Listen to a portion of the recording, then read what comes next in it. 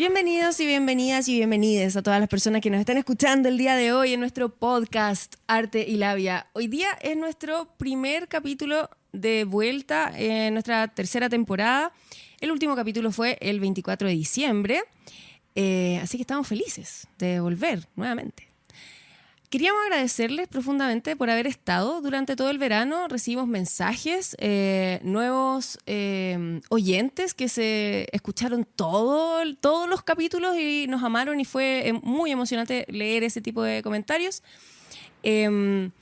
Así que sí, muy agradecidas por... No, fue genial ver que entrábamos a la página donde vemos que nos escucha y de dónde nos escuchan de todos los países que en el verano y que no estábamos subiendo capítulos, nos seguían escuchando. Y bueno, descubrimos que nos escuchan en 43 países, así que muchísimas gracias por eso. Estábamos súper emocionadas, no lo podíamos creer. Y la verdad fue genial. Volvemos con todo, con muchas energías para seguir hablando con los artistas porque nos encanta. Y bueno, y quería decirles que estamos en las redes sociales, en Instagram como @artilabia, en Twitter también como @artilabia, en YouTube lo mismo, @artilabia, y se pueden suscribir en YouTube, y síganos, coméntenos, porque esa es la mejor manera que nos pueden ayudar. Apple Podcast tiene como estrellitas, entonces nos pueden dar como 5 estrellitas máximas. Yo sé que ustedes quieren darnos 10, pero 5 es lo máximo, está bien. Y también para los que puedan y quieran, nos pueden apoyar con dinero, ¿sí? Claro. En PayPal, en la página artilabia.com hay un corazoncito arriba a la mano izquierda. Ustedes le hacen clic y ustedes nos pueden apoyar con una donación y pucha, se le agradecería un montón. Absolutamente. Y bueno, en el futuro también para las personas que se manejan con criptomonedas vamos a crear una cuenta también para que... Una billetera para que nos puedan apoyar de esa manera también. Así que... gracias por todo el apoyo que nos dan y por el apoyo que nos van a seguir dando, porque estoy segura de que nos van a seguir dando apoyo. Sí. Y comencemos. Bárbara, ¿quién viene? ¿Quién es nuestra primera invitada este año? Nuestra primera invitada es Magdalena Vial, una artista así, pero de primer nivel, que, bueno, amamos conversar con ella. Como siempre les comentamos, antes de que nos empiecen a escuchar o durante nos están escuchando, métanse a su red social. Ella está en Instagram como Magdalena Vial, así, tal cual. Ella es artista visual, además de profesora. Fue una experiencia increíble conversar con ella. Y bueno, ¿cómo te pareció a ti conversar con ella? Que estuviera acá. Sí, tenía expectativas de hablar con ella desde que empezamos el podcast. Y ustedes lo van a escuchar en el podcast, las razones por qué. Y no les quiero decir nada más. Pero sí quiero decirle que ella está en el Mavi. Tiene una exposición del Mavi ahora mismo. Entonces, que vayan al museo, vayan a la exposición.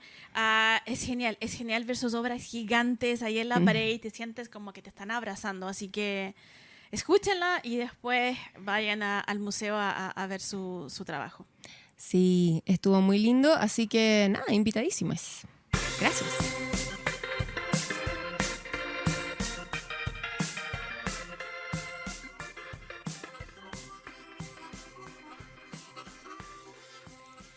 Hola Magdalena, ¿cómo estás? Bien, gracias. Sí, dale nomás. Gracias por la invitación. Sí, yo te iba a decir muy bienvenida. Por ser la primera, además de la tercera temporada que estamos hoy día inaugurando, y ser la persona que estamos en presencial. Empezamos.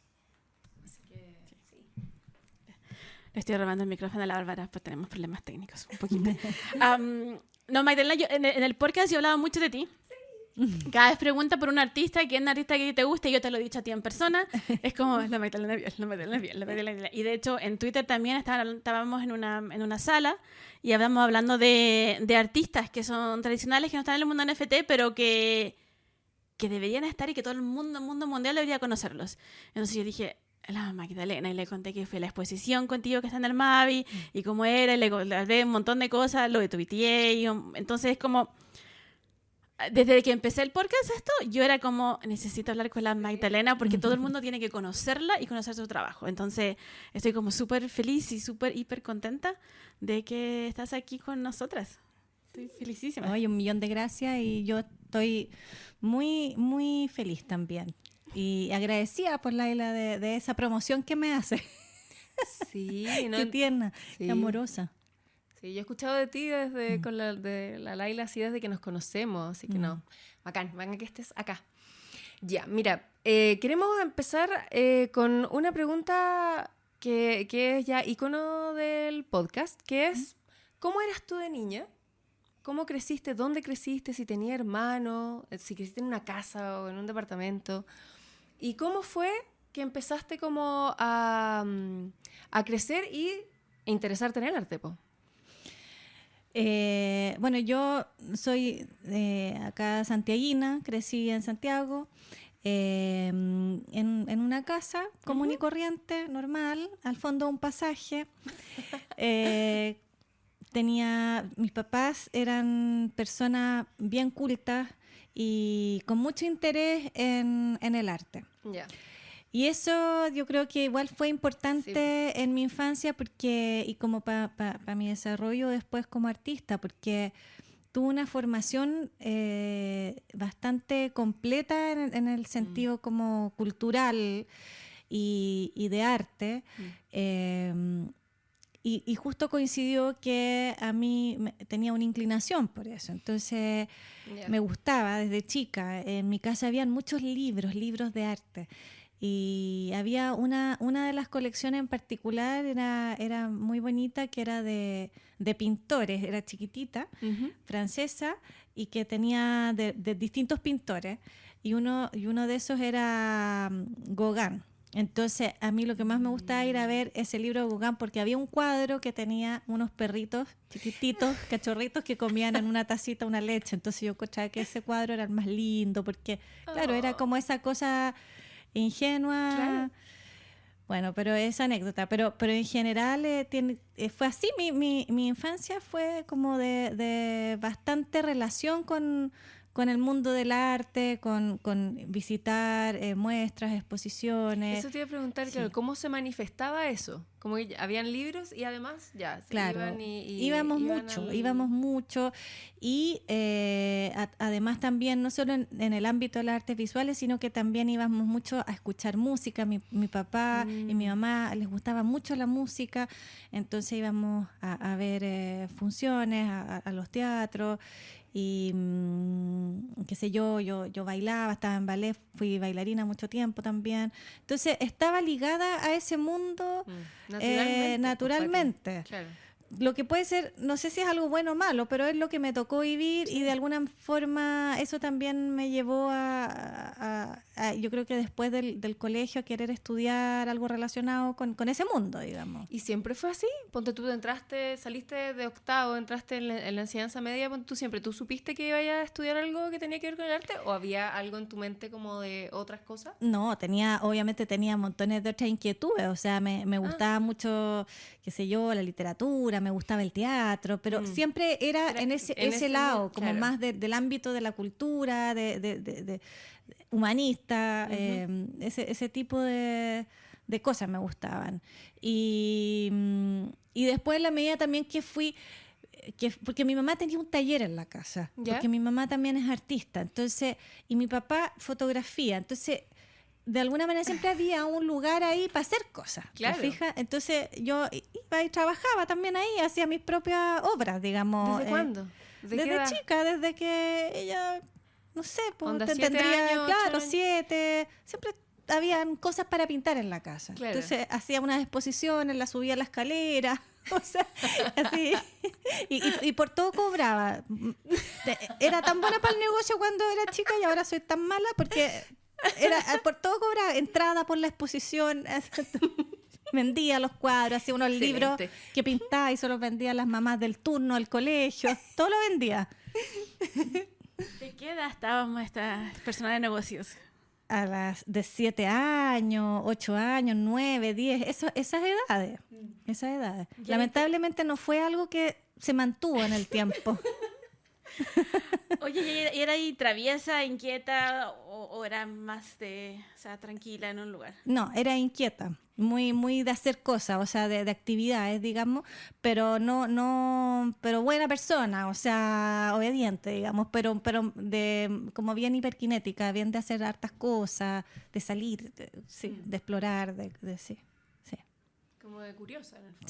Sí, tenía Y hartas. después, ya, estamos en cuarto medio, o sea, ya en toda tu adolescencia tú ya cachabas que ibas para allá, digamos. Sí. Y saliste de cuarto medio y ya sabías que ibas a estudiar. Sí, ahí postulé a la Universidad de Chile y a la Universidad Católica, que eran las carreras, que eran los lugares donde se podía estudiar, porque ahora hay muchos lugares para estudiar arte. Pero en esa época como que lo más tradicional y lo que había era más eso. Y entré a la Universidad Católica porque me interesó el enfoque que tenían de educación en relación al campo de la abstracción. Me interesó eso. Me interesó porque es una escuela que es heredera de la Bauhaus, que es como un movimiento artístico que a mí me ha interesado siempre, y porque me gustaban mucho los profesores que habían, y los conocí un poco de antes porque mi mamá había hecho muchos cursos, entonces yo a veces la acompañaba, entonces tenía esa referencia, a pesar de que mi mamá entre medio se separó y se casó con un señor que era pintor y que era profesor de la Universidad de Chile. Entonces él siempre me decía, métete a la Universidad de Chile, porque en la Católica no saben pintar, métete ahí. Bueno, al final tuve bastante dudas, porque en las dos partes me fue bien en el examen y todo, pero al final, bueno, opté por la Católica. Había más razones al Sí, final. sí. ¿Qué te pareció eso cuando entraste? Porque tú creciste en un taller, básicamente, de arte. Cuando entraste a la universidad y viste estos talleres en la universidad, porque yo recuerdo cuando entré a la universidad fue como, ¡oh! Esto es arte de verdad. Era como como mi cerebro hizo una diferencia entre la casa y la universidad. Sí. ¿Qué sentía cuando estaba ahí como entre medio de todos estos artistas y que venías del arte? ¿Cuál era la diferencia entre hacerlo tú sola y hacerlo con todo el grupo? Bueno, fue una gran diferencia, porque la verdad es que uno cuando entra a la universidad y se relaciona en primer lugar con los profesores, que son profesores que uno admira, porque son artistas, en muchos casos son conocidos y uno ha visto sus obras antes de conocerlo a ellos, entonces uno les tiene un respeto, ya justamente por la obra que han realizado. Entonces, en primer lugar está eso, ¿no es cierto? Esa admiración por esa persona que te puede enseñar y que tiene la generosidad de enseñarte. Eso no se da siempre.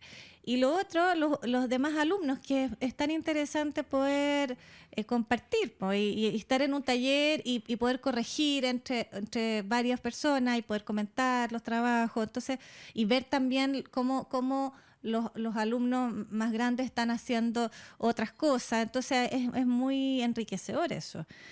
Fue como entrar en ese mundo más real y la verdad yo lo disfruté porque el Campus Lo Contador, que era en ese momento la Escuela de Arte, ahora ya no, estaba en el Campus Lo Contador en conjunto con Arquitectura y Diseño. Entonces se producía una situación súper interesante entre las tres carreras y era chico, no era muy grande, en una casona colonial maravillosa que todavía está ahí en Pedro Valdivia Norte. Era muy agradable ir para allá. La verdad es que era como una especie de burbuja artística, pero una burbuja que uno se entretenía muchísimo. No sabíamos mucho qué pasaba, de repente llegaban los de ingeniería, los de otras carreras a hacer unos ramos como que tenían que hacer por obligación en arte, y nosotros los mirábamos con cara de desprecio porque éramos atroces, muy encontrábamos que nosotros éramos lo más inteligentes y lo más creativos, y los demás eran así, no los mirábamos, pero vivíamos en ese mundo. Ahora, no sé, era lo que me tocó vivir a mí. Ahora se cambió la Escuela de Arte. Ahora está en el Campo Oriente, está junto con otras carreras y también parece que es muy interesante. Está con música, teatro, que también es bueno eso. Así que así fue mi estudio y le saqué mucho partido porque era buena alumna y era matea y metódica. Entonces al tiro empecé a hacer ayudantía y conocer gente y a presentarme a concursos y así fue. ¿Y cuál era tu ramo favorito? Me encantaba el ramo de color, que lo dictaba Eduardo Vilches.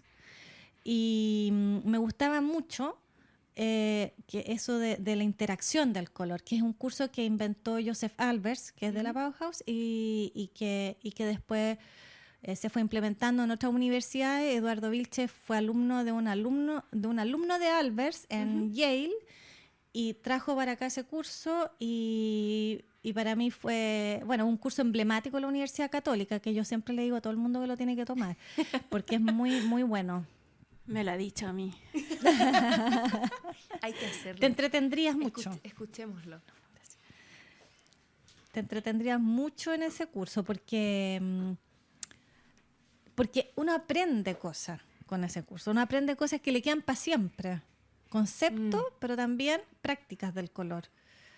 Que es bueno saber. Es muy importante saber. Si es que uno trabaja, le interesa ese mundo, pues, o sea, si tú eres blanco y negro solo, bueno. Claro. Pero también es importante porque se habla del peso, del valor, entonces, del contraste. Qué interesante. Cosas que se aplican. A mí el color no lo entiendo. no lo entiendo. Me cuesta mucho lo del color. Blanco y negro lo veo, me sale mucho más fácil. Además me siento muy cómoda con el blanco y negro, pero el color es como, me cuesta. Entonces, trato de que todos sean el mismo color, así no me cuesta tanto.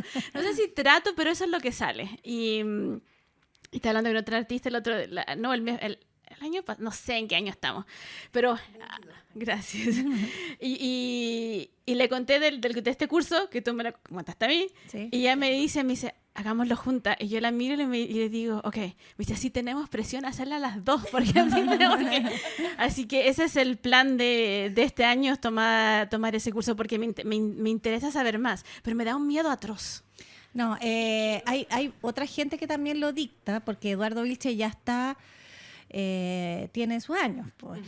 No sé si actualmente está trabajando en ese curso en extensión de la Universidad Católica, pero hay otros artistas que lo hacen.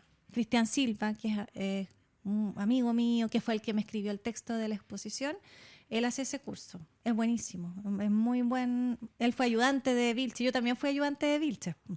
Cuando me llamó, porque yo me había ido muy bien en ese curso porque me gustaba mucho, entonces me quedaba hasta no sé qué hora de la noche trabajando y llamaba hacia cualquier persona, oye, ¿me puedes conseguir? Porque es todo con papeles, tú no haces con pintura ese curso, es solo Eso papeles. te iba a preguntar, ¿cómo es? ¿Qué es lo que se hace? Son puros ejercicios que se hacen con papeles de colores, y en el fondo tú lo que haces es ver cómo el color tiene una inestabilidad, te fijas, y el color tiene una propiedad. Tiene 3 propiedades, tiene el brillo o saturación, tiene el peso o tono, y tiene también el peso, tono y el matiz, la característica del color, ¿no es cierto? El hecho que sea rojo, azul, verde, ese es el matiz. Entonces, todos esos factores influyen en la obra, te fijas, en la composición cromática, pero influyen en concurrencia unos con otros. O sea, un color no es solo, es siempre con otro. Entonces, eso es lo interesante de ese curso. Es decir, si tú pones un verde cerca de un rojo, se va a producir una vibración. Pasan. ¿Te fijas? Se produce la vibración del color. En cambio, si pones, por ejemplo, un verde claro, amarillento, al lado de arriba de un violeta, que es un complementario, ese verde amarillento se va a ver cada vez más amarillo por efecto de estar adelante del complementario, que es el violeta. ¿Por qué? Porque el violeta hace que el amarillo salga, que es la complementariedad. Entonces se produce eso. Entonces es muy mágico ese curso, porque es una cosa de percepción visual, y que si uno la aprende, después sirve para todo, para pintar, para hacer cosas gráficas. Es muy interesante. Sí. Pero todo se hace con papeles, entonces no puedes pintar, tienes que encontrar el color. Lo amo. Hagámoslo todos hagamos el curso. Sí, hagamos. No, después acaba la matrícula y quedo afuera. Yo me acuerdo cuando estábamos en el taller, porque yo tomé el taller con Magdalena cuando estaba yo recién empezando a volver a dibujar y todo, y la Magdalena me ayudó un montón, así como me agarró de la manita y me dijo, toma, haz esto. Y me acuerdo en ese taller que tú estabas ahí hablando que una vez tuviste que decirle a tu mamá que te fuera a buscar un papel o algo así. Yo estaba como entre medio. Cuenta de esa historia. Claro, estaba desesperada porque yo tenía que hacer un cuadro de Munch, un autorretrato de Munch, pero con puros papelitos chiquititos y reproducir eso mismo de la pintura, pero en papel, en pedacitos de papel. Wow. Y necesitaba un color que era entre gris, celestoso, verdoso, y tenía un poco de amarillo y otro poco de ocre. Entonces llamé a mi mamá trabajando, porque es profesora de ingeniería en la Universidad Católica, así millones de alumnos, haciendo clases más o menos que de termodinámica, y yo así, mamá, perdona que te moleste, pero necesito que me encuentres por ahí un papel que tiene rojo, o sea, tiene verde, un poco de azul, pero también un poquito de ocre. Y mi mamá, ya a ver, voy a tratar. La pobre, como le gustaba, máxima. Y ella era artista también. Muy bien. Empezó a buscar entre las carpetas y me llevó unos colores, así como ya en la desesperación, porque era una obsesión que te venía, ¿te fijas? Una obsesión por encontrar el color perfecto claro. que tenías que poner ahí, pues, ¿te fijas? Oh. Esas obsesiones propias de los artistas, porque nadie las entiende, si uno está loco en el fondo, pues, imagínate. ¿Y se logró? ¿Se logró? Sí, sí. No, y me saqué un 7. Excelente. Y bueno, y al año siguiente ahí, Eduardo Vilcha amorosamente me llamó para que yo fuera su ayudante, y cuando me llamó, no existían los celulares. Entonces estaba en la casa Magdalena, te llaman. Y yo, ¿a quién es? Eduardo Vilche. Y era como si me estuviera llamando Dios. Era lo mismo. No podía creer que me estaba llamando por teléfono y que me estaba pidiendo que yo fuera su ayudante. Fue como un logro máximo. Sí, era como un ídolo, ¿te fijas? Así que fue súper bonito en realidad. Y hasta el día de hoy somos amigos, po. Yo quiero preguntar si lloraste, porque yo soy súper llorona y algo así tan emocionante, yo hubiese llorado. No lloré, pero saltaba en una pata arriba de la cama. Así feliz. Celebraba. ¡Ay, me llamó! Así. No, qué genial, porque a uno le pasan cosas. A mí me ha pasado que he ido conociendo personas que como tú, que las conocía en libros y luego las conozco así con personas, o me hablan, y no sé, y yo no soy de las personas que son bacanas, así como que juegan así como, yo soy así bacán y esta persona me está hablando conmigo. Yo estoy como, me estás hablando a mí. Soy como demasiado guasa, entonces, por eso te pregunto así como la emoción, o sea, ¿te estoy sintiendo tu emoción? De eso, porque yo hubiese... No, y además le hubiese contado a todo el mundo. Hubiese empezado a llamar a mis tías, así como a todo el mundo a contarle. Oye, y después de la universidad, ¿cuáles eran tus planes de hacer? Porque lo hemos escuchado aquí por muchos artistas que vienen y artistas que le ha ido excelente. Pero todos están como... No sabía qué hacer y todos pensaban que se iban a morir de hambre después de la universidad. O sea, lo estaban pasando súper bien y después fue como... Oh, por Dios, chuta. O sea, sí. ¿Cómo fue eso? Sí, es dura la realidad. Claro, cuando salí de la universidad... Lo que pasa es que yo, como venía un poco ya con un entrenamiento en el sentido de que estaba de alguna forma relacionada con el mundo del arte, qué sé yo, por mi mamá, después que se casó con un pintor, ¿te fijas? Entonces yo más o menos sabía por dónde me tenía que mover, no era como que salía a la universidad y ahora qué hago, no, yo sabía que eso no podía hacer, o sea, yo nunca pretendí ser millonaria como artista, nunca pretendí eso tampoco, sabía que siempre iba a ser difícil, digamos, pero sabía que tenía que hacer cosas, por ejemplo, partir haciendo clases desde muy temprano, tratar de lograr tener una ayudantía en la universidad como para hacer una especie de carrera docente, ¿te fijas? Contactarme con profesores y entonces hice ese trabajo desde la universidad. En el fondo, como que fui en ese sentido bien ordenada. Una amiga mía, que es La Paz Castañeda, que es pintora, me dice, tú siempre has sido como tan ordenada en tus pasos, has ido como paso a paso, así, porque soy metódica, soy Capricornio, metódica, ahí poco a poco, así. Entonces, así empeñosa, ¿me entiendes? Entonces, claro. desde chiquitita en la universidad empecé con esos planes, claro. y me fueron resultando y empecé a presentarme muchos concursos también, porque habían muchos concursos de arte joven y ahí me empezó a ir bien y con eso en el fondo empecé como a tener ya un mini nombre dentro de los artistas jóvenes de ese momento, que en Chile, imagínate, una cosa mínima, o sea, no era ni una, pero para mí era un logro, ¿te fijas? Y así. ¿Y te acuerdas de cómo fue el primer año después de que saliste?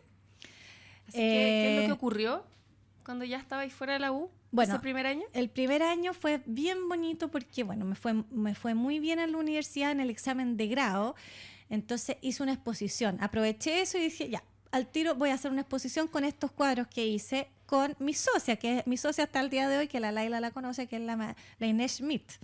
¿Ya? Entonces dijimos, ya, al tiro vamos a hacer una exposición. Antes era todo distinto. Hablamos con Gaspar Galás, que era nuestro profesor, y le dijimos, Gaspar, queremos hacer una exposición, entonces ayúdanos con este Centro Cultural de Providencia en ese momento. Y él, chiquilla, yo las ayudo. A ver, así era antes. Antes era, olvídate que presentar un proyecto escrito. Claro. No, nada, era totalmente hola Enrique, ¿cómo estás? Mira, tengo 2 cabras acá que son re buenas alumnas. Te van a ir a ver, te van a presentar un dossier con las cosas, recíbelas. Y así fue, pues, la primera exposición. Pero fue así, ¿te fijas? No había fondart, no habían tantas de esas cosas que hay ahora. Era mucho más chico todo, más familiar. Como realmente ir a tocar puertas Así o hablar con personas así de una. Claro, era más directo, vía directa, ¿te fijas? Y si tú conocías bien a la gente y todo. Bueno, y tenía ahí un trabajo que merecía la pena mostrarlo, digamos. Y al final fue así, pues, y entonces expusimos ahí las 2, cada una en una sala, y además me presentó un concurso que era de jóvenes, que los jóvenes pintan la paz, se llama, que era de la Fundación Wiso con la Embajada de Israel. Había como siempre, mucho conflicto en esa zona, entonces estaba este concurso que habían hecho esta gente, y un profesor que fue Pedro Millar, que fue mi mentor en el fondo, porque fue un profesor con que yo le hice ayudantía, después me fui a trabajar con él a la Universidad Finisterra, escribimos un libro junto y todo. Él me dijo, oye, ¿por qué no te presentas a este concurso? Yo creo que te puede ir bien, lo puedes ganar. Y le dije, ¿tú crees? Sí, preséntate. Me presenté y gané. Y entonces... Máximo ojo. Sí, él me dijo eso y dije, ya bueno, me presento, porque cuando uno es joven es así, ¿te fijas? Sí. Uno hace todo así sin saber, un poco sin tener ni un prejuicio, y eso es fantástico. Cuando uno es más vieja es como que te pones más... Todos son dudas. Todos más dudosos, y todo es más difícil. Bueno, me presenté, me gané ese primer premio y me fui, y el premio era este viaje, y me fui bien chica a Israel. ¿Te regalaban un viaje? Te regalaban un viaje. Máximo. Pero qué máximo premio. Hagan así ahora. ¿A dónde fue? ¿En qué año? ¿En qué mes? No, eso fue... No, 1000 años. O sea, qué pena yo estuve en Israel. Es que yo estuve en Israel. Es que estoy alucinando porque tú eres mi ídola. Entonces estoy alucinando que estuvimos en Israel a la misma fecha. ¿Cachai? Entonces, el mes, la fecha en que ahora llegaste y todo. Porque Israel es... No sé, yo fui en el 90 y algo. Y me acordaba de Viña, me recordaba mucho Viña. Tel Aviv, sí. Tel Aviv, claro. Exacto. Es un poco Viña. Es como sí. Viña. Sí. ¿Qué te pareció estar ahí en Israel? No, a mí me encantó. Me encantó ir y fue... A ver, espérate, ¿en qué época fue lo de Israel? Cuando salí a la universidad, yo salí como... salí hace tanto tiempo, el 95. Ay, no, yo fui en el 93. Un fue par de poco. años, por poco. Por un par de años no nos topamos. Ahí en el muro de los lamentos no nos vimos. No, fue increíble. Ese viaje fue increíble y lo hice sola, pero no había nada. En esa época no había celular. Entonces yo llamaba, pero habían muchos atentados en Israel en esa época. Habían muchas cosas terribles que pasaban, de gente que se pone autobomba. Había muchas cosas difíciles. Entonces yo llamaba a mi casa, así, hola, ¿cómo están? Porque uno llamaba como tarde, mal y nunca, pues si había que encontrarse con un teléfono público o llamar collect. Las tarjetas, ¿o no? Sí, pues cosas, sí, era muy arcaica. Claro, arcaico total. Y mi mamá así, ¿cómo estás? ¿Estás bien? ¿Cómo? Por favor, ya mamá. O sea, súper preocupado porque veían las noticias que eran puros dramas. Y yo andaba sola ahí, pues, mochileando, así, yendo para distintas partes y todo. Y entre con gente también conocida que me habían contactado a la embajada, con el cónsul. Claro. Entonces ellos también me acompañaban y hacíamos unas visitas a lugares, ¿te fijas? Pero fue muy interesante porque es un lugar lleno de historia y de... Como la cuna de la historia. Claro, entonces es maravilloso, para mí fue un crecimiento total. Y después aproveché Europa y qué sé yo, viajé harto. Ya. Entonces así partí como cuando salí de la universidad. Claro. Entonces fue como un... ¿Cómo te diría yo? Como una motivación para seguir, ¿te fijas? Y seguir trabajando. Como una inspiración. Claro, y al tiro llegué después y me arrendé un taller y empecé a trabajar en esto, pues, que era lo que más me gustaba, digamos. Así fue. El silencio es porque estoy alucinando así. No, es que te imagino viajando y sobre todo así, Israel, Europa, o sea, la cuna de la cultura occidental, la verdad, de donde está todo. Y cuando está ahí en Israel, está ahí pisando suelo de gente que pisó hace muchos millones de años atrás. Entonces estás viendo todo y la cultura, cómo cambia de una pared a otra. O sea, es impresionante y sientes que estás como... O sea, yo todavía lo recuerdo como irreal, como que no creía que estaba ahí. No, era como... No era un sueño, porque nunca tuve el sueño de ir, pero era así como irreal. De hecho, ahora lo estoy pensando y es como, ¿estoy mintiendo? Me lo estoy cuestionando. ¿Sí? Pero no. Y me estoy pensando en tu obra que tienes en el Mavi ahora. No sé cómo se llama la técnica. ¿Los en madera? Los en madera. ¿Ya? Lo en madera y me recuerda The Grey Wall, ¿cómo se dice en castellano? La pared, la pared de los lamentos. Sí.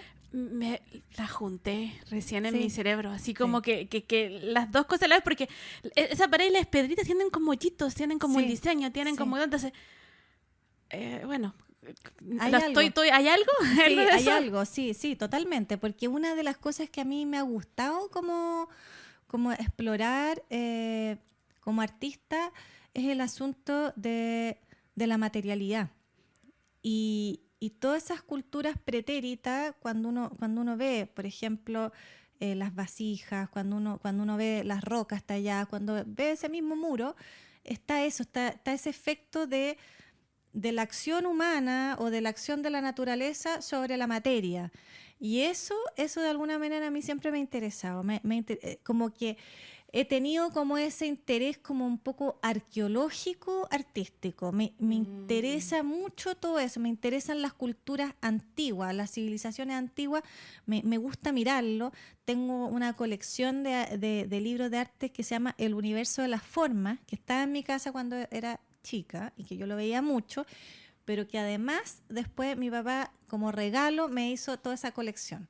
Y en esa colección está el arte de los sumerios, de los persas, de los hititas, el Renacimiento, Grecia arcaica, Roma antigua, o sea, todas las... Entonces es una colección maravillosa que hizo André Malraux, que fue ministro cuando estaba De Gaulle en el poder en Francia. Es una colección antigua y en el fondo tiene unas fotos maravillosas de todas estas culturas antiguas, de los frisos asirios, por ejemplo. Entonces es algo que siempre me ha interesado y que de alguna manera está en mi trabajo, o sea, esa idea, ese gusto por lo primario, por lo primordial, por la materia en sí, por el trabajo sobre la materia como directo, ¿te fijas? Eso está en mi trabajo y ha estado siempre en el fondo. ¿Cómo llegaste ahí? Porque cuando uno es más joven y para la universidad va a estudiar y uno dice voy a ser artista o voy a estudiar arte, uno automáticamente piensa en pintura. Claro. Piensa en pintura y después ya cuando uno hace como el descubrimiento máximo es grabado. Es como, grabado es mucho mejor que la pintura. Pero tú llegaste al punto del grabado que estás utilizando la madera y carving. Pucha, debería tener un diccionario. Carving, sí. Carving, Sí. Y la estás dejando ahí, estás dejando el proceso a la vista. Y cuando tú hablas de la materialidad y como...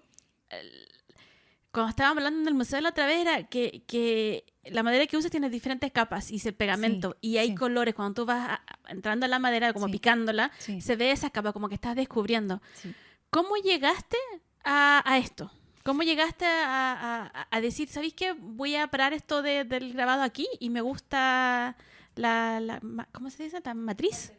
La matriz del grabado. Sí, ¿cómo decidiste quedarte como en eso?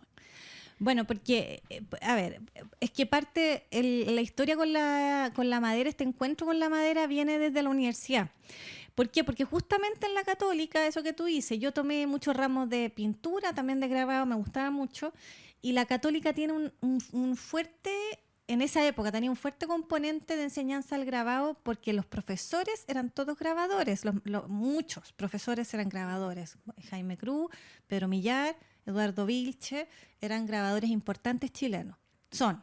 Entonces, tuvimos muchas de esas clases. Y entonces, estando ya en pintura, porque yo elegí la especialidad de pintura, un día estaba en el taller y tenía una entrega y no daba con lo que quería, o sea, decía, a ver, ¿cómo le puedo dar más materialidad a la pintura? Me sale tan leve, ¿te fijas? Como que necesito darle más cuerpo a esta pintura. ¿Cómo? Pero no quiero hacerlo con el pincel. Entonces, de repente, mirando, buscando, veo como unas antiguas tablitas de xilografía que yo había hecho, botadas así. Entonces digo, ay, ¿qué pasa si yo pesco esta tabla, pongo pintura sobre la tabla y la imprimo sobre la tela? ¿Cómo queda ese registro? Y la sorpresa fue que era mucho más interesante cómo quedaba la pintura sobre la tabla que lo que quedaba impreso. Entonces ahí hice como una especie de descubrimiento, entre comillas. Entonces dije, esto me gusta. Acá realmente se da eso que yo quiero, se da esa idea material, pictórica, claro, que me interesa. Y entonces ahí empecé a trabajar en esa investigación. O sea, fue a propósito de eso que yo entré en la madera. Y después empecé a comprar madera y a tallarla, no hacer solo tablas en contraste, fija. Y empecé a generar... Ahora, entre medio, y pinté, hacía serigrafía, hacía otras técnicas también. Pero en el fondo siempre la madera ha estado presente en el trabajo y ahora, en el fondo, en estos últimos trabajos de madera, que ya llevo harto tiempo haciéndolo, me interesó no poner en todos pintura, no pintar sobre lo tallado, sino que rescatar esa transformación. Porque una de las cosas que a mí me gusta es eso, cómo de una tabla comprada en el home center o en cualquier tienda de barraca de madera que no tiene ni una pretensión de ser arte, en el fondo puede transformarse a partir de esta acción de hacer tallados e incisiones con la gubia, y cómo se va transformando a partir de esas capas con que está compuesta la madera terciada, que es lo que tú dices, que en el fondo son distintas capas. Todas tienen distintas direcciones y colores, ¿no es cierto? En algunos casos, y van apareciendo estas capas en la medida que uno va tallando. Eso me interesa, ese resultado me interesó. Y por eso, pero parte desde hace mucho tiempo, o sea, es una investigación como que partió, imagínate. ¿Para qué vamos a recordar de nuevo los años? No quiero decirlo. Pero he estado siempre. Y ahora... Tú tienes como que de pronto te vi como haciéndolo, entonces quiero preguntarte, ¿en qué momentos? ¿Tienes como momentos especiales para trabajar? ¿Hay alguna luz que te guste más que otra?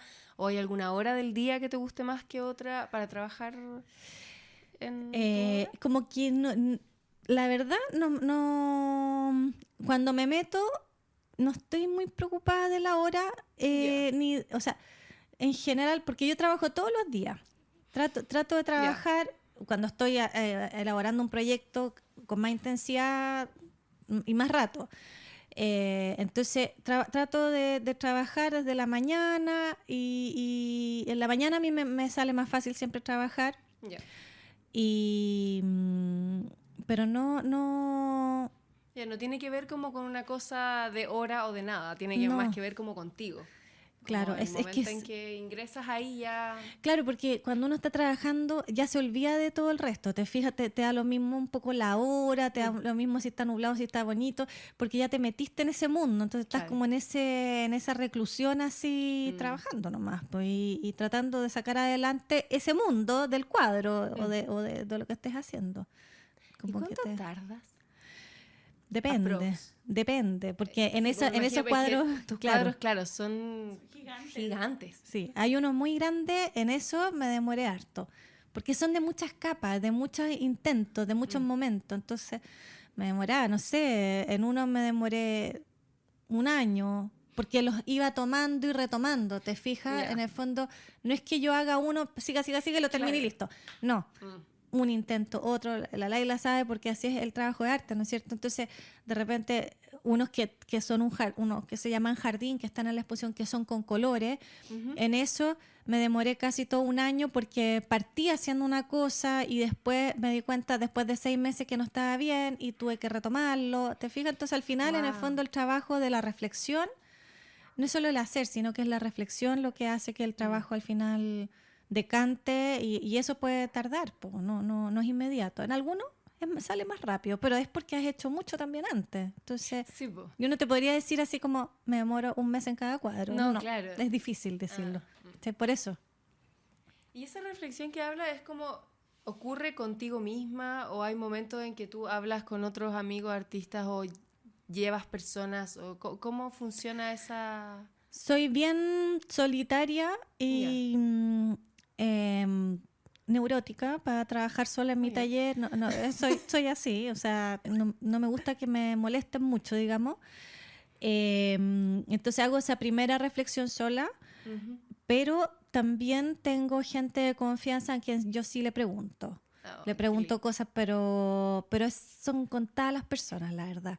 Porque, claro, porque es difícil de repente. Sí. Es gente que tú tienes que tener confianza y que también, además tienes que respetar. Que tú sabes que ese juicio va a ser sincero, ¿te fijas? Y Claro. que te va a ayudar. Entonces, bueno, desde luego las personas de mi taller, en especial la Marine Schmidt, la socia mía, mi mamá, que tiene un ojo increíble, Marcelo Olivares, y es artista también. Y tengo otra gente, amigos, artistas, Claudio Herrera, Matías Movillo, que son amigos artistas que les tengo mucho respeto y que sé que lo que me van a decir es con cariño y con sabiduría, digamos. Claro. Los respeto como artistas también, ¿te fijas? Entonces, lo que me van a decir es algo que tiene consistencia. ¿Y te ha pasado, ponte tú, alguna anécdota como que te hayan dicho algo así muy sorprendente que tú ni siquiera te imaginabas y es como que ¡guau! Y te quedas así como para adentro, como en la reorganización total de tu obra? ¿Sí? Sí, me ha pasado. Me ha pasado, Wow.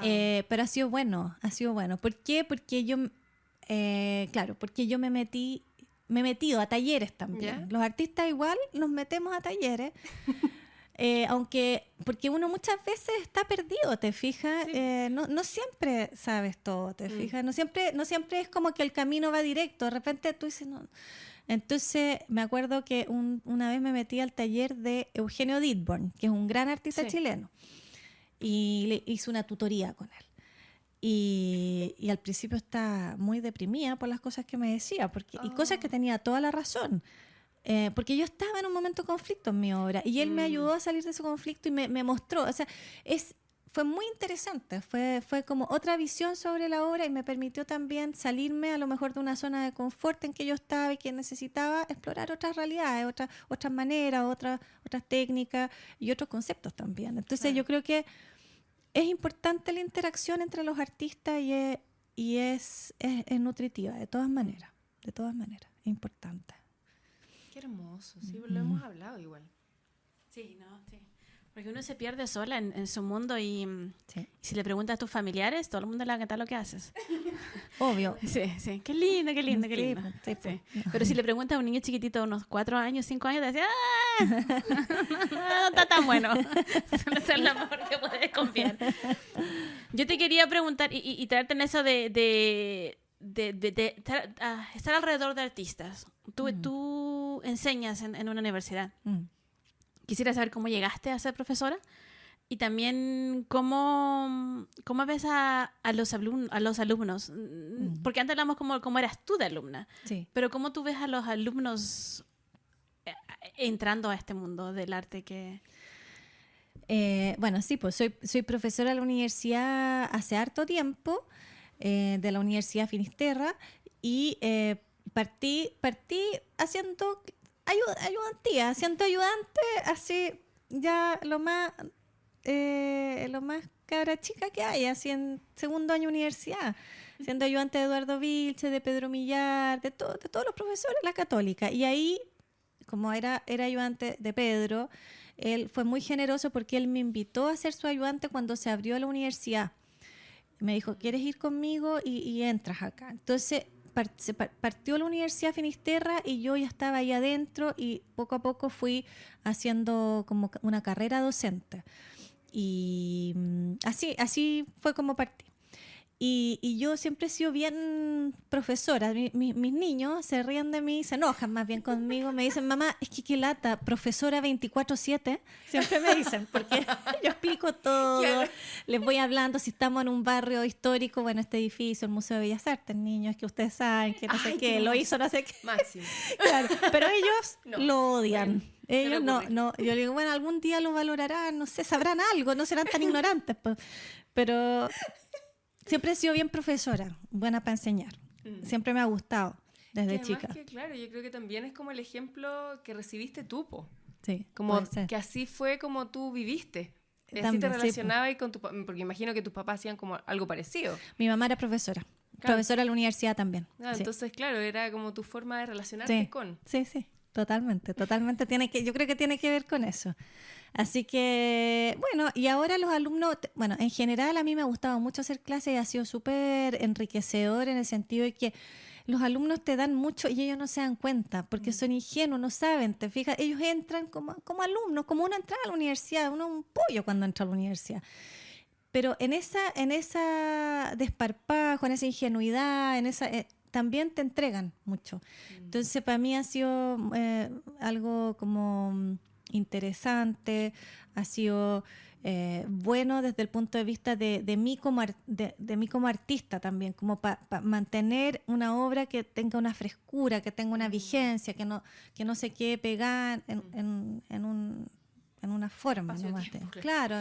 Entonces, eso ha sido interesante porque los alumnos siempre están proponiendo cosas y siempre son cosas nuevas, ¿te fijas? Entonces, tú estás viendo cómo se desarrolla el arte en el tiempo presente.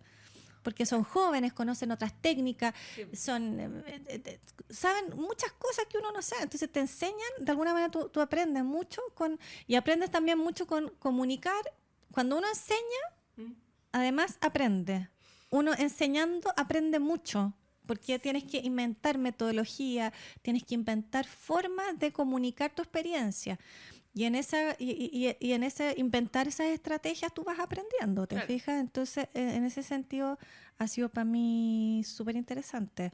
Y me encanta hacer clases, a pesar de que estos 2 últimos años he tenido que hacer clases online. Pero a pesar de eso, me ha resultado. Me ha resultado bien, pero tuve que hacer harta pega, millones de tutoriales, porque yo hago clases de dibujo. ¡Wow! Sí, pues de dibujo de figura humana, de dibujo de paisaje. Entonces, todas esas clases las hice a través de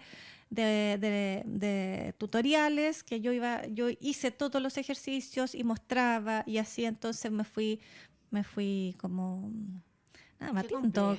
Difícil, pero al final resultó. Pero no hay nada como la presencialidad. No, claro. No, sí. Este año, ojalá que sea presencial. Esperemos. Sí, pero bueno, no sé. Yo creo que sí es presencial. Bueno, tengo toda la fe, en verdad, que sea presencial. Yo también. Yo estoy contando con eso. Claro. Con eso y ojalá. Yo digo que sí va a ser presencial. Sí.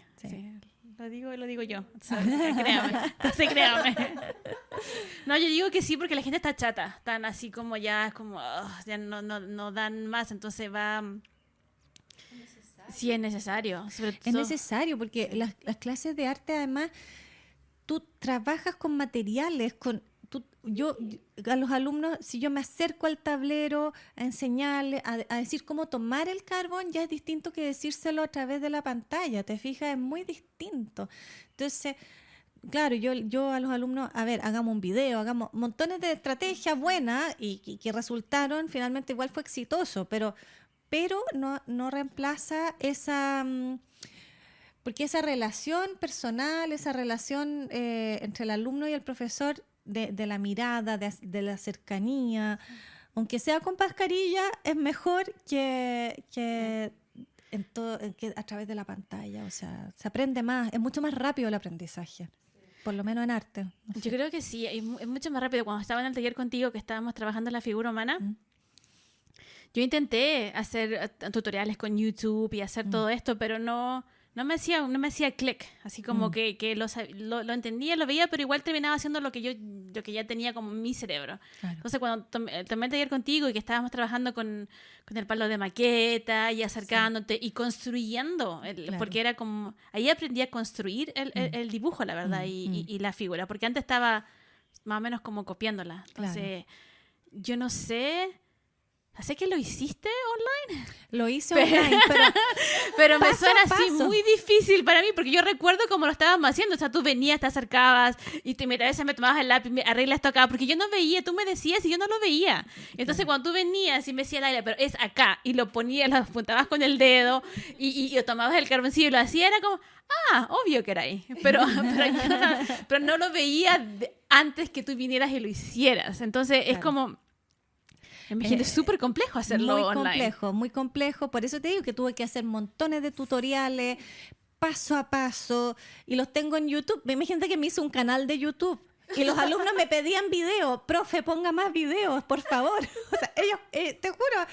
Pero menciona el canal para... No, porque lo hice, porque me da vergüenza. Entonces es un canal solo para mí y lo comparto solo con mis alumnos de la universidad, porque no me atrevo a ponerlo público, porque era totalmente homemade. ¿Se acuérdate que era una época de pandemia que la que me filma, la camarógrafa era mi hija, la Almita? Entonces, ya Alma, por favor, fílmame. Entonces, es totalmente... Ella se moría de la risa. O sea, entonces le da ataque de risa. Teníamos que partir de nuevo. No, una cosa totalmente así, casero. Pero qué máximo. Sí, pero... O sea, qué buena que se haya logrado al final, como del proceso, como... Sí, lógico. No, yo a los alumnos no les contaba todo esto entre telones. Era todo muy serio y ya profesional, lo máximo que yo podía. Pero la verdad es que fueron 2 años de aprendizaje y es bueno eso, porque uno aprende cosas nuevas, po.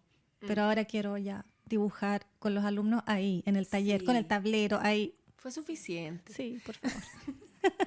No, es que te veo la mano moviéndola, te veo así como al hacerlo así. No, qué difícil, qué difícil todo. Sí. Te iba a preguntar algo, pero se me fue.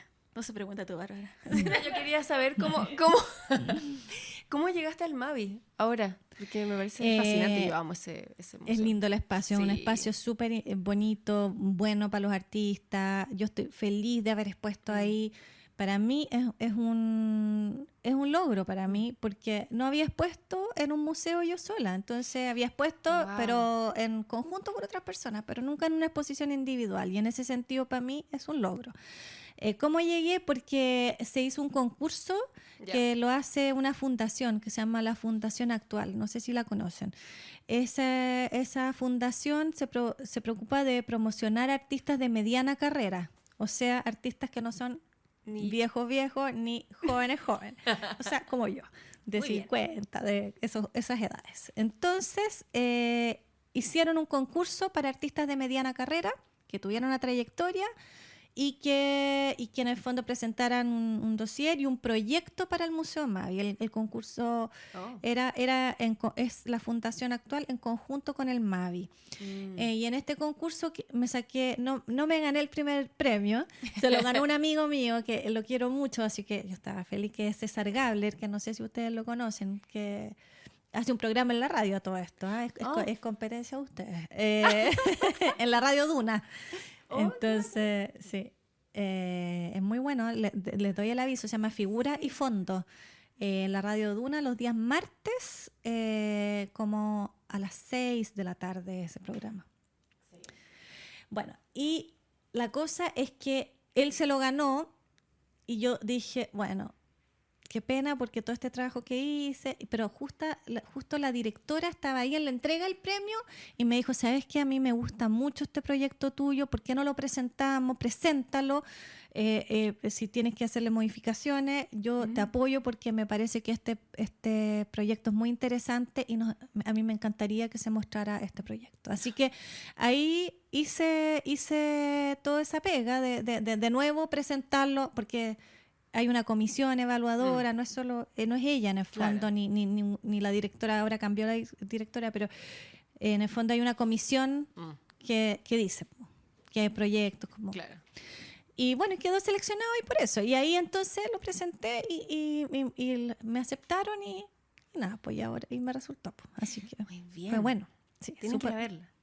Sí, yo quisiera que contaras un poco desde que te aceptaron el proyecto, porque la mayoría de la gente y no escuchan artistas que son muy jóvenes, entonces piensan que estuviste en el museo y que como que el mes pasado te contactaron y tú tenías toda tu obra lista y está en el museo. Entonces me gustaría que nos contara ese proceso para que para que se vaya entendiendo que es un largo proceso, que no es así de un día para otro. No, o sea, es un proceso de toda la vida, básicamente. Desde que tú decides ser artista, tú estás trabajando para eso, para mostrar tu obra en un lugar que sea bueno, que sea digno, que tu obra se luzca lo mejor posible. Pero es un proceso de mucho tiempo, es mucho trabajo.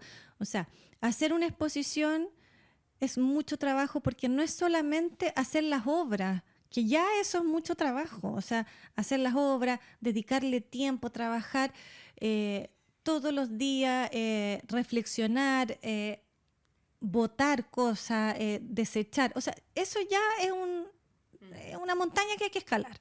Ya que pues uno lo puede pasar bien haciéndolo, pero también involucra mucho esfuerzo, mucho sufrimiento, porque nadie tampoco te paga por esa pega. O sea, claro. Por último uno dijera, ya alguien me paga por estar en el taller sufriendo. No, o sea, uno lo hace porque es lo que uno lo mueve, le gusta, lo hace gratuitamente, en el fondo para uno, ¿te fijas?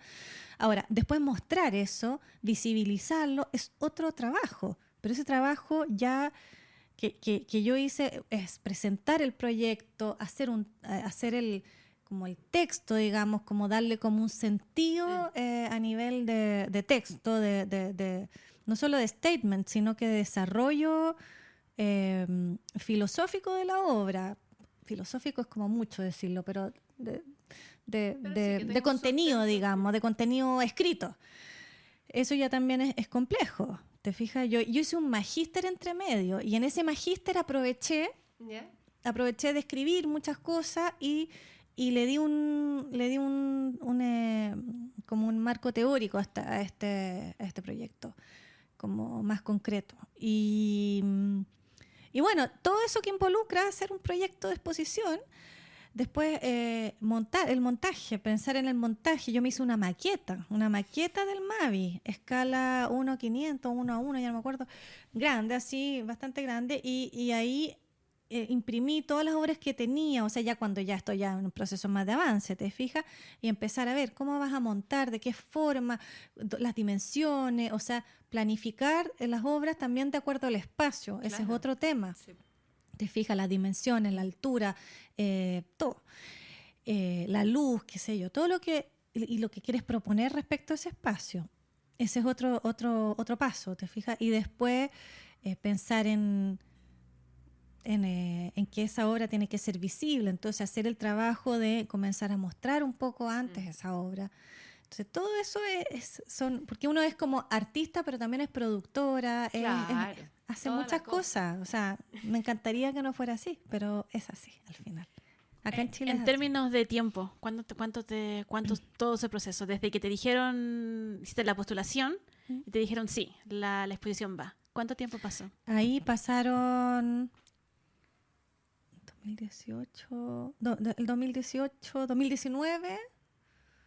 2019, 3 años, 2 años, como 2 años, una cosa así. 2 o 3 años incluso, te diría. No, ya no me acuerdo, imagínate. Pero yo venía trabajando de antes, porque había hecho el magíster entre el 2017 y el 2018 hice un magíster de 2 años. Entonces ahí escribí todo y desarrollé obra. Después postulé con ese trabajo y después pasaron 2 años en que desarrollé. Entonces, en total yo te diría que, piensa que mi última exposición antes del Mami fue el 2015, en la Sala Gasco. Entonces yo hice la exposición en la Sala Gasco el 2015 y después me puse a trabajar para esta otra, a trabajar en esta otra idea y ahora expuse el 2022. O sea, yo soy demorosa, pero para hacer una exposición uno no lo puede hacer menos en un museo, porque es un espacio muy grande, te fijas, las galerías son más acotadas. Claro. Te demoran menos ahí quizás. A mí me interesa mucho ese proceso de los artistas, porque siento que la mayoría de la gente piensa que tú naciste y sabías dibujar perfecto. Claro, lo que es mentira. Y también piensa que todo es muy rápido, entonces también me interesa hablar de estos tiempos, de lo que se demora a la hora de los espacios, de los tiempos que uno está mirándola, buscando el detalle, buscando qué es lo que falta. Y a veces no te das cuenta hasta como al año después, como, esta obra me encantaba, y después la mirás y es como, eso estuvo ahí todo el rato. Y también por el valor que las personas le dan. Es como piensan que un artista lo hizo tan rápido y que no tiene el valor que requiere. Pero es como tú dices, es toda una vida. Entonces el valor de esta obra que tiene es tu vida en ella. Totalmente, o sea, no es algo como puntual, sino que involucra mucho, no solo el trabajo, sino que, como tú bien dices, toda la vida, porque cuando uno está trabajando, la vida igual sigue pasando, ¿te fijas?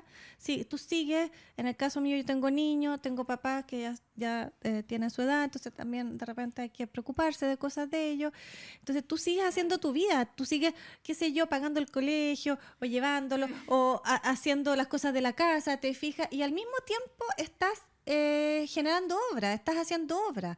O sea, yo no estoy diciendo nada nuevo. Todas las mujeres y hombres que trabajan tienen que hacer eso en la vida, digamos, preocuparse de su vida doméstica, digamos, y de las obligaciones, qué sé yo, y de hacer su trabajo. Pero eso también hace que el trabajo tenga una carga humana que es muy interesante también, que tenga una humanidad, ¿te fijas? Esa dificultad que se produce al trabajar también está ahí, está presente en el trabajo y es parte del trabajo. Y en eso uno va reflexionando, ¿te fijas? Si es que puedes reflexionar, no siempre se da. A veces tienes que trabajar un poco piloto automático, ¿te fijas? Porque hay muchas cosas que hay que cubrir en la vida, no solamente... llegar al taller y solo trabajar en eso me encantaría, pero hay que hacer eso más otras cosas para las clases. Entonces todo eso es lo que es la obra de arte, yo pienso. Hay artistas que separan más, ¿te fijas? Yo no, en mi caso todo se junta un poco y eso es lo que el resultado final es eso, ¿te fijas? Y te iba a preguntar acerca del marco teórico. Tú dices que lo hiciste dentro de cuando estabas haciendo el magíster. Sí. O sea, el marco teórico vino después. Al mismo tiempo, en el proceso. Sí, en el proceso. Wow. En el proceso. ¿Y siempre ha sido así? No, o sea, a veces... a ver, es que depende, pero en general uno siempre está reflexionando sobre la obra y está escribiendo cosas y estás leyendo cosas. Más bien, yo te diría que el magíster me sirvió como para organizar las ideas, para darle como una organización, porque en el fondo el magíster lo que te hace, el magíster es un grado académico, que si tú haces clases en la universidad, tú tienes que tener un magíster y después tienes que tener un doctorado, y esa es la carrera docente, ¿no es cierto? Entonces, ¿para qué sirve? Es un poco para organizar esas ideas que tú tienes como artista, porque todos los artistas tienen ideas, escriben, leen, tienen un diario de vida, qué sé yo, una bitácora, cualquier cosa, ¿te fijas? Pero cómo organizas y le das como una organización como académica, entre comillas, ¿te fijas? Y entonces haces después un paper o hace, en este caso fue una tesis, qué sé yo. Entonces sirvió para eso, pero en el fondo es como un catalizador de las ideas. De algo que ya está en el trabajo, ¿te fijas? Ahora lo que pasa es que a los artistas tenemos que hablar mucho. Antes los artistas no hablaban nada. Antes hacían su trabajo.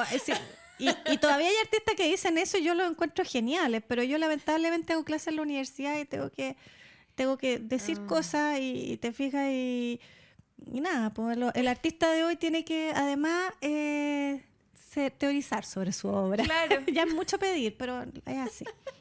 Sí, yo estaba en un espacio NFT y una chica subió a hablar y ella es pintora y dijo, no sé qué fue que dijo, mira, yo hice esto, a lo mejor tenía hambre, a lo mejor estaba triste, a lo mejor estaba muy contenta, muy feliz, pero ya no me acuerdo. Digo, pero ya no me acuerdo, o sea, si tenía hambre ya comí, y si estaba enojada ya se me pasó, y esto es lo que hay. Claro. Y era una pintura, de hecho una pintura que me gustó muchísimo, pero fue como eso es lo que dices, que hoy en día hay que hablar mucho de la obra y de qué se trata, de que esto es como... Y como ella lo puso como muy en como tenía hambre y no tenía hambre. Claro. Entonces la gente ahí quedó como comenzar como, oye, ella es artista, debería hacer algo más profundo. Y yo, no tiene nada profundo, yo pinto y es lo que hay. Pero hoy en día es como el artista como superstar. Como claro. Que tiene que ¿cómo eres? Y bueno, y este podcast es por eso, porque somos copuchantas y queremos saber todo del artista. Y es eso, como que quién eres. Y tu obra como que tiene más valor cuando saben quién eres. Claro, es que está, claro, eso viene del artista, claro, es que es como un concepto que viene del artista como pensador, que es un concepto que viene del Renacimiento, es tan antiguo como eso. O sea, cuando antes, en la Edad Media, los artistas eran más relacionados con el hacer, con la artesanía, pertenecían a gremios. Estaba el gremio de los ebanistas, el gremio de los que hacían el artesanado del techo de las iglesias, el gremio de los, no sé, de los que hacían los tallados en piedra, los capiteles, ¿te fijas? Entonces eran distintos gremios de artistas, estaban ligados a eso, pertenecían a un taller, a una comunidad. Y en el Renacimiento eso cambia. ¿Por qué? Porque el artista se convierte como en un señor, ¿te fijas? Y está la figura de Leonardo da Vinci. Leonardo da Vinci fue el que escribió un tratado, el Tratado de la Pintura. Tratado de la Pintura de Leonardo. Él habla sobre el claroscuro, sobre qué sé yo, el dibujo, distintos conceptos de arte que él exploró.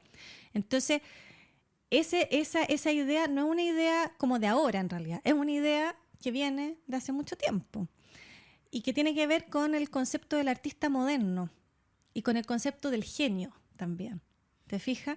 Que eso no existía en la Edad Media. No había ni uno de esos artistas del taller, de ese taller de ebanista, no había como un genio.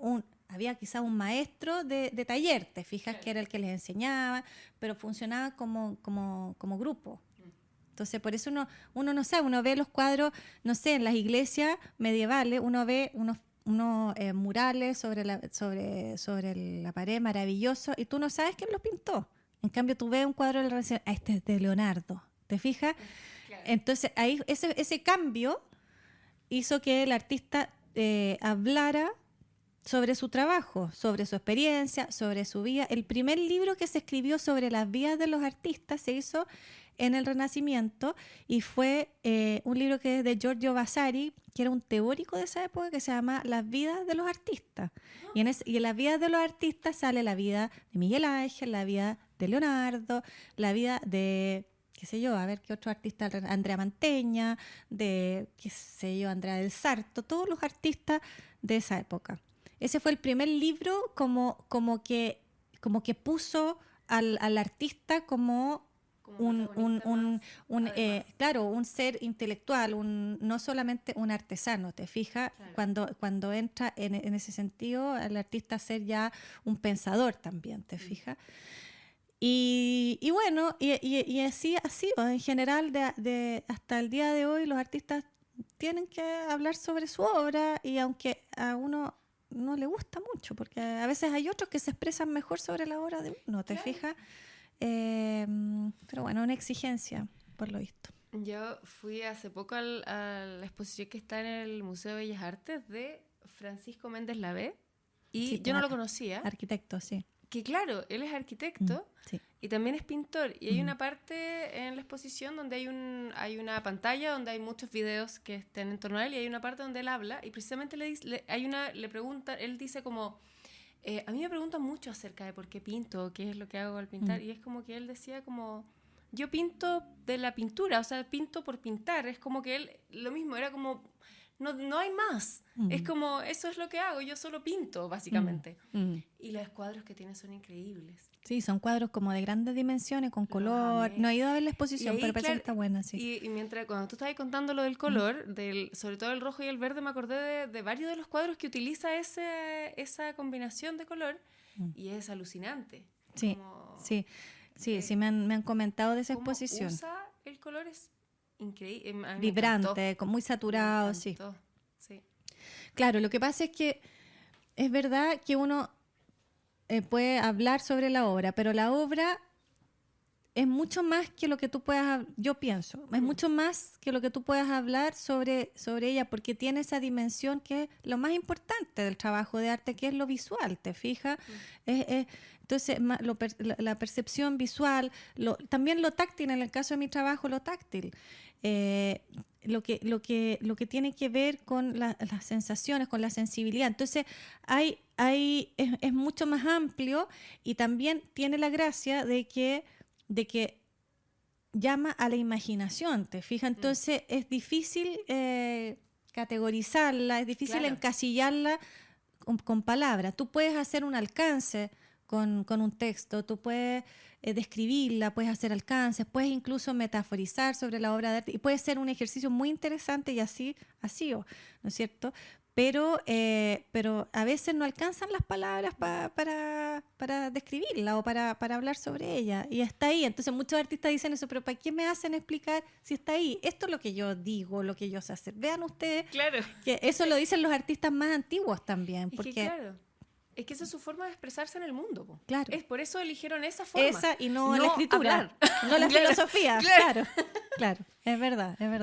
A mí me pasa que cuando voy a verla como exhibiciones me gusta leer el texto siempre. Sí, pues interesante. Pero me gusta leerlo después.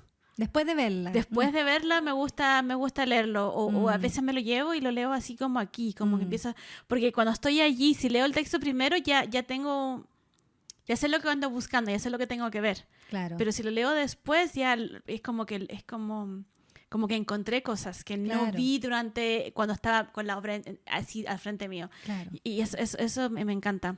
Es que es muy interesante ese enfrentamiento más puro, más ingenuo frente a la obra. Es muy interesante. Ahora, sobre lo que tú dices, yo, por ejemplo, a mí me encanta ir los fines de semana al museo que va mucha gente y ver cómo son las reacciones de las personas, porque lo interesante es que va gente que no son todos artistas, va gente que es completamente de otros mundos, de otras disciplinas, ¿te fijas? Incluso de gente que no ha tenido mucha relación con el arte por venir de familias que a lo mejor no se han interesado en eso, no tienen por qué todo el mundo gustarle ni ser culto, ni gustarle el arte. Entonces, cómo la gente comenta las cosas, algunos lo tocan las cosas, algunas son generosos y te dicen, oye, gracias por la exposición, me gustó mucho lo que es este cuadro, qué quisiste decir. Eso para un artista es súper gratificante porque es gente, tú sientes que estás entregando, comunicando algo que es genuino, porque uno lo hace con libertad, digamos, a una persona que tú no conocías, ¿te fijas? Y que le llega algo. Eso es un regalo para uno, ¿te fijas? Que alguien... había unos orientales la otra vez y comentaban en oriental, hacían como unos gestos y hablaban sobre la obra, ¿sí? Y yo decía, pero qué increíble, o sea, cómo uno se puede comunicar con alguien que habla otro idioma y esa persona está percibiendo tu obra y está comentándola junto a otra, ¿te fijas? Eso ya es mágico, encuentro yo. Y yo siento que eso, como que ahí se completa, me pasa. Como que con el que ve, se completa la obra. Sí. Si no existiera, no habría, finalmente. Exacto. Si tú la dejas sola en tu taller, si tú nunca expones tu obra, tu obra no tiene ese puente con la sociedad, ¿te fijas? Es necesario eso. El arte tiene eso, el arte es comunicación, es decir algo, con imágenes, con color, no sé, con gráfica, lo que sea. Sí. Yo quería seguirte en el rol de superstar y que queremos saber todo de ti. No, cero superstar, ojalá fuera. Ahora ya llegamos al punto del podcast que nos gusta saber como cosas normales.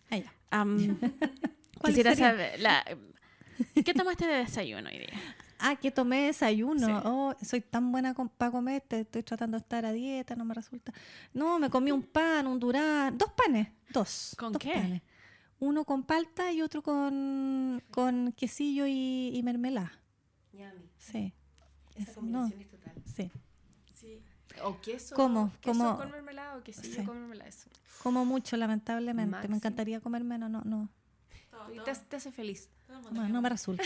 No, quiero decir que esa combinación, que estoy pensando 2 cosas en mi cerebro. La primera es que sí, a veces como pan con palta y me falta lo otro, entonces hiciste como el desayuno perfecto. Sí. Efectivamente. Sí. Es perfecto. Sí. Y después estoy pensando, estás hablando de cosas muy profundas y fui al desayuno. Podría haber preguntado qué música te gustaba antes de hacer esa pregunta. Para hacer una transición. Una dices tú. transición, claro, Una transición. pero no fue tan sutil la transición. No importa. ¿Qué música te gusta? Me gustan hartas músicas, soy bien abierta para las músicas. Mira, yo en mi taller escucho desde la radio Beethoven, que siempre me ha acompañado porque me gusta mucho la música clásica y los compositores clásicos, pero modernos, contemporáneos.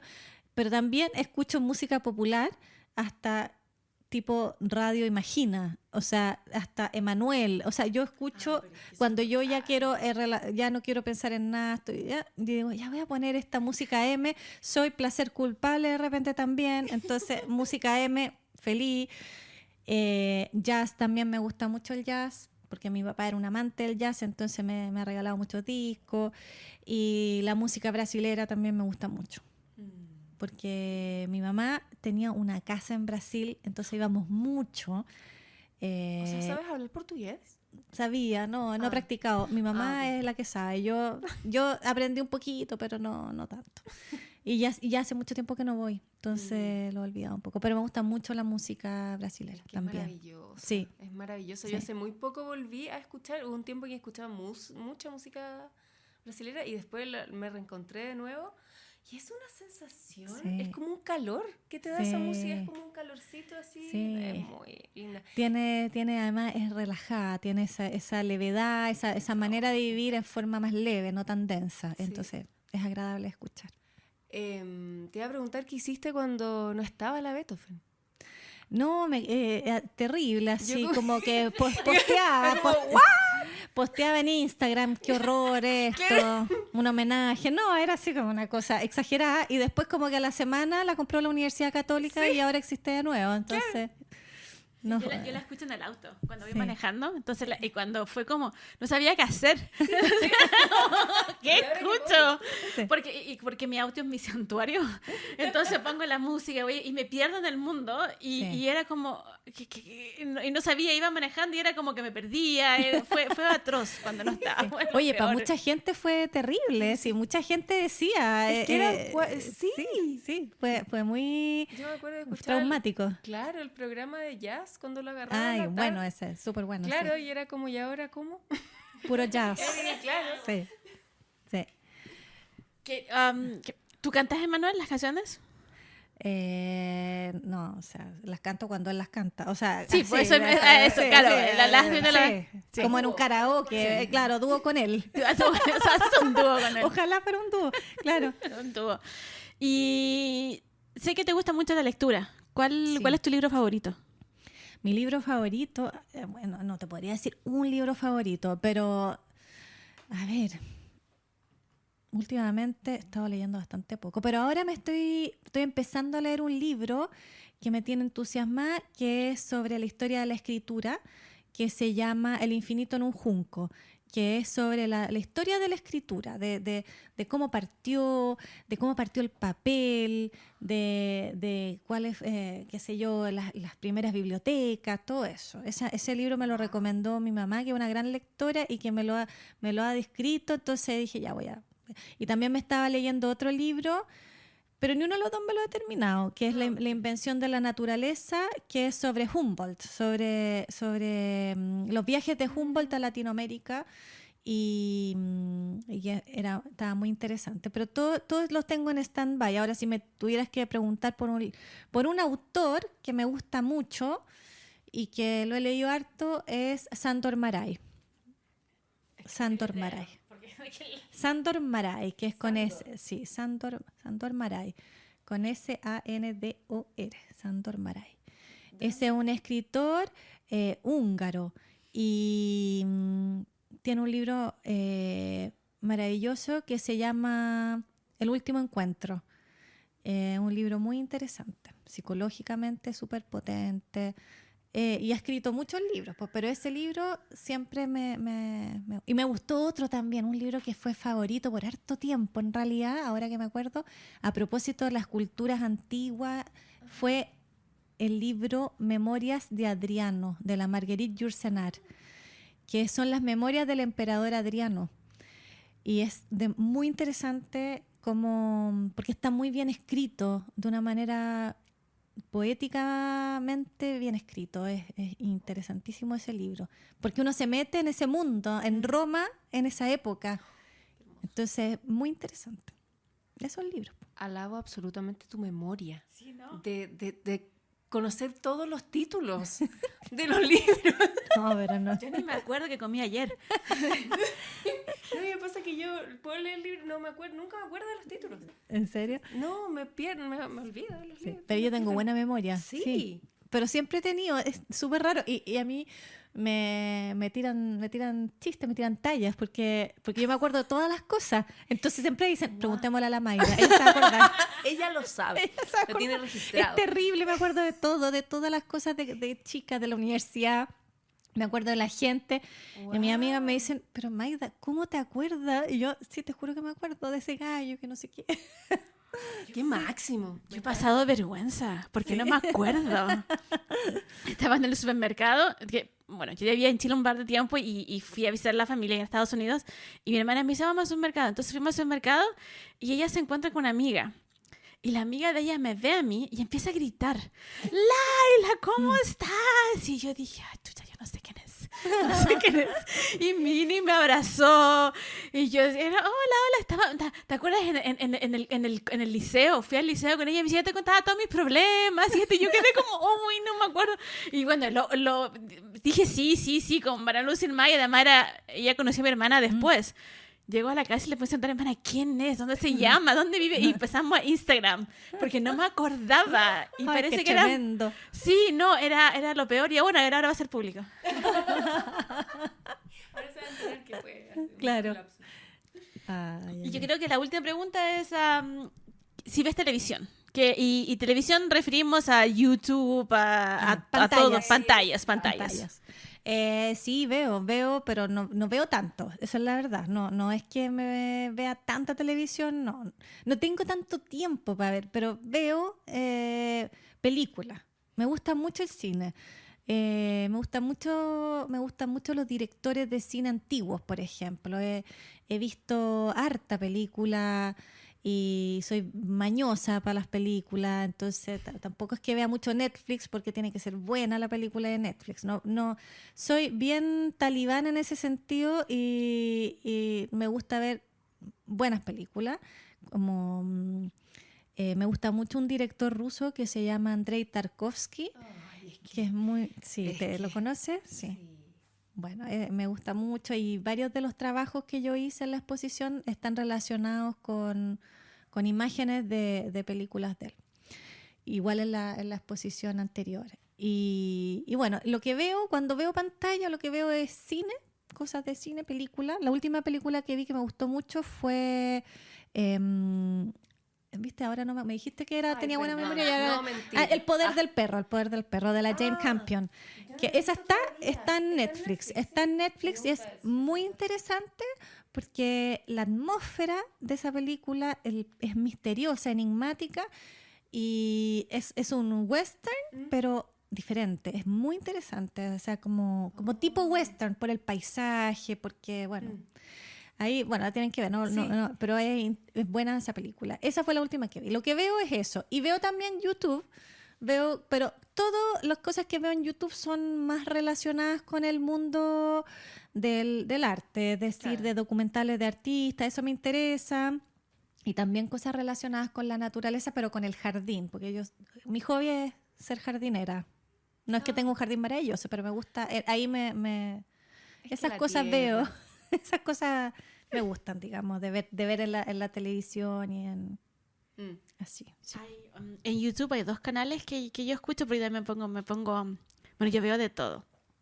Pero hay un canal que me gusta mucho, se llama Luciana Channel. Ay, buenísimo, es buenísimo. Sí, muy bueno, muy bueno. Y el otro es Perspective.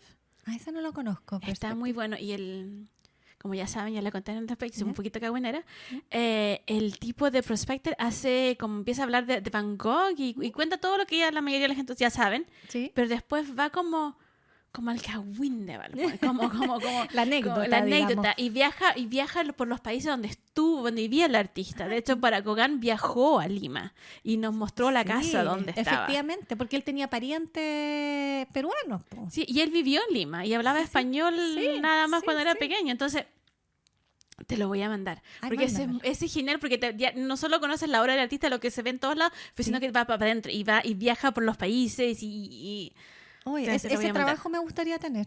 Qué bueno ese trabajo de viajar, de verlo, fantástico. No, es genial. Voy a verlo, se llama Perspective. Perspective es el canal y hay de todo. El canal se llama Perspective, sí. Ya. Te mando el canal y hay de todo y ahí... Y no me acuerdo el nombre del tipo porque es un nombre muy largo. Pero hay de todo el mundo, pero los que hace él en particular... Son interesantes. Son interesantísimos porque va y, no sé, una vez empezó de Pizarro, el pintor, ¿Sí? empezó en la isla donde él nació. Entonces, y empieza en la playa con tubos de pintura. Entonces empieza a contar cómo los artistas del impresionismo, por qué llegaron a lo que estaban. Entonces, y empieza contando de los tubos de la pintura, porque era algo nuevo en ese momento. Entonces, no, te va a encantar. Voy a verlo de todas maneras. Y quiero dar otro dato. ¡Uy, qué emoción! Que hay una página que, de hecho... Bueno, una de las artistas... La Paz nos recomendó una página que se llama La Lula TV. Sí, es muy buena también. Es La muy Lula. buena. Sí. Dan muy buenas películas. Sí, así que sí, para que las personas también se metan y Sí. sean amigos de la página. Sí. De todas maneras. Y muchas gracias. No, gracias a usted por la invitación. Muy entretenida la conversación. Sí, fue un agrado conversar contigo. Yo estoy así fascinada absolutamente. Sí. Muchas gracias De por nada. haber estado, por haber aceptado y toda la cosa. Pero feliz, pues. Yo solo quiero decir que te lo conté, es que la barba ya la tenía chata, que la Magdalena. Pobre, ya, espero no haber sido una desilusión, porque después de tanto que te dicen de alguien... No, es que tú sabes, eres como una enciclopedia y me encanta hablar contigo. Porque siento que aprendo muchísimo más como... O sea, es verdad lo de profesora 24/7, así tienen razón mis niños, ¿viste? No, oye, es genial hablar contigo y a mí me ayudó un montón de como ya te dije una vez, necesitaba estaba muy depre, entonces necesitaba que alguien me empujara y dijera, no, sabes que tú podís. Y tú hiciste esto por mí. No sé si sabías que lo estabas haciendo, pero lo hiciste. Entonces, inmensamente agradecida porque no estaría haciendo nada de lo que hago hoy si tú no me hubieses empujado así. Y no me conocías. Tomé un taller contigo un par, 3 días. Sí. Y no sé qué fue, pero fuiste como, ven, y me tomaste la mano. Entonces, pucha, me voy a poner a llorar, entonces voy a parar aquí. No, pues imagínate, yo feliz, pues si puedo aportar en algo y si veo Mira, es que cuando uno ve una persona que está interesada y que quiere, obvio que uno dice ya, pues, o sea, sí, pues uno puede compartir las cosas, pues esa es la gracia, porque si no, ¿para qué? Sí. ¿Para qué? ¿Qué Yo sentido creo tiene que ser artista si no? Una de las cosas que, bueno, cuando la Laila me contó acerca de ti, claro, finalmente esa era la conclusión, es como la generosidad, tu generosidad es algo que se nota, se ve, se siente y eso es tan agradable y no es tan común. Entonces, nada, un agrado. Fantástico. Quedé feliz después de este programa. Gracias.